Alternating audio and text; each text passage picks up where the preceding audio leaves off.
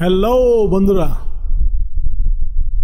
আজকের গল্পের নাম অতি চালাক শিয়ালের চালাকির গল্প।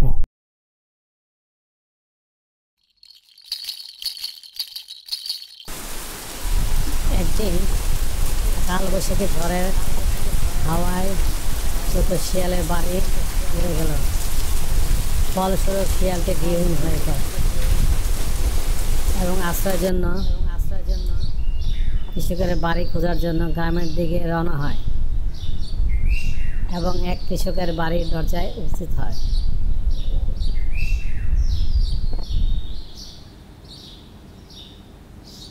হ্যালো, কেউ কি কোথায় আছেন?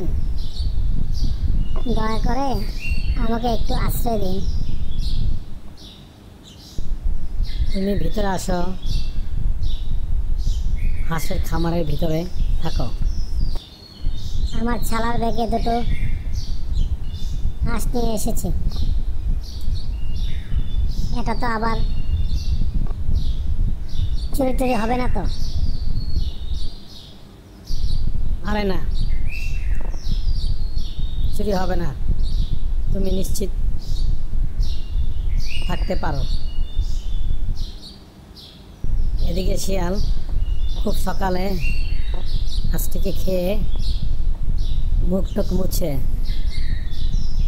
চিল্লাফাল্লা করতে লাগলো। আমার দুটো হাঁস কে চুরি করলো? কই কই, তাদের কোনো খোঁজ পাচ্ছি না। কৃষক শিয়ালের চিৎকারে ঘুম থেকে উঠে গেল। আরে শিয়াল মশাই, কি হলো? এত জোরে জোরে চিৎকার করছে যে?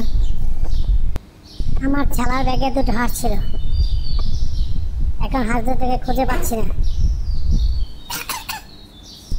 আরে চিন্তা করো না, এ দুটো হাঁস নিয়ে যাও, মজা করে খাও।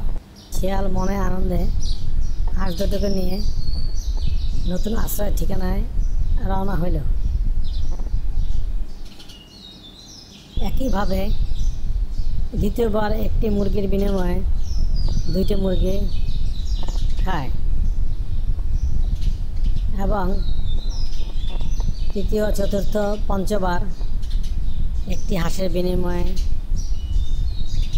দুটি হাঁস মজা করে খায়। অন্যদিকে গ্রামের সকল কৃষকরা অতি চালাক শিয়ালের আশ্রয়ের চালাকির ঘটনা ধীরে ধীরে জানতে পারে। ষষ্ঠবার চালাক শিয়াল ছাগল খাওয়ার কথা চিন্তা করে।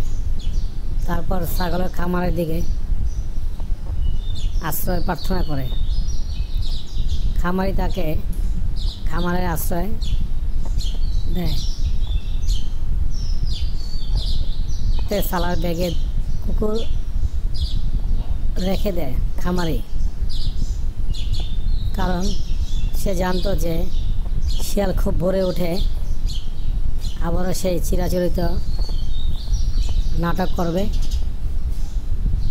আর বলবে, হারিয়ে গেছে আমার হাঁস, আমার মুরগি। যেই না শিয়াল চিৎকার শুরু করলো, কই কই কই কই আমার ছাগল, সাথে সাথে খামারি একটু কুকুর ভরা একটি ব্যাগ শিয়ালকে দিয়ে বিদায় করল। শিয়াল কিছু পথ হাঁটার পর যেই না ব্যাগ খুলল, কুকুর দুটো শিয়ালকে তাড়া করলো।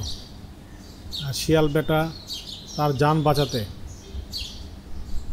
এই গ্রাম হইতে অন্য গ্রামে পালিয়ে গেল। হ্যালো বন্ধুরা, আজ আমরা এই গল্প হতে শিক্ষাই পেলাম যে অতি চালাকের উপরও চালাক থাকে। বন্ধুরা, আজ আমাদের গল্পটা যদি তোমাদের ভালো লাগে, তোমরা আমার পাশে বসে বসে থাকো নতুন নতুন গল্প সেইটেছে।